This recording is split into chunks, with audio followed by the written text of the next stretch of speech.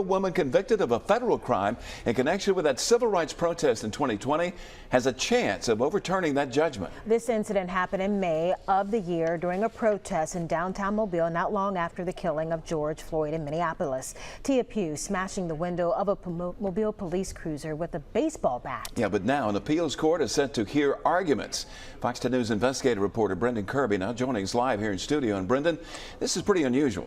Yeah, that's right, Byron and Lenise. Normally the appeals court rules based on written arguments, so the fact that they want to hear from the lawyers in person is potentially significant.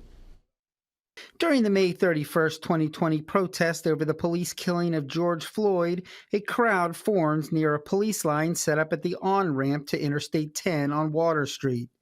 That's when Tia Pugh breached the line and smashed the window of a police cruiser. Originally charged with a misdemeanor in Mobile Municipal Court, Pugh suddenly found herself facing a federal felony charge of impeding interstate commerce during civil disorder. A jury convicted her last year.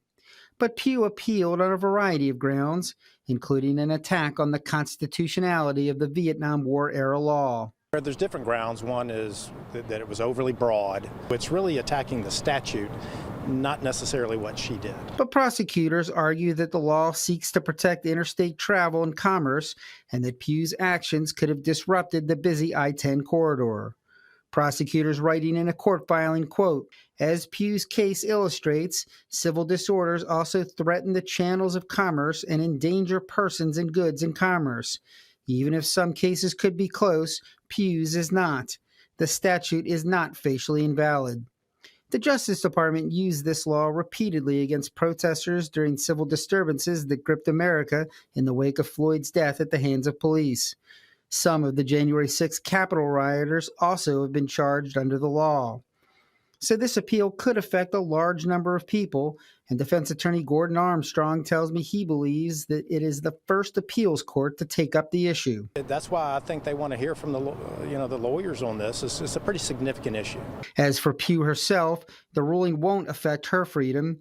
The judge sentenced her to time served and rejected the prosecution request for probation. But Armstrong says it would have a large impact nonetheless. If you are a convicted felon, your life is significantly different than if you're not. So this could have big ramifications in her life going forward. These oral arguments will take place in November before a 3-judge panel in Montgomery. Each side will get 15 minutes to argue the case. Reporting live from the News Center, Brendan Kirby, Fox 10 News.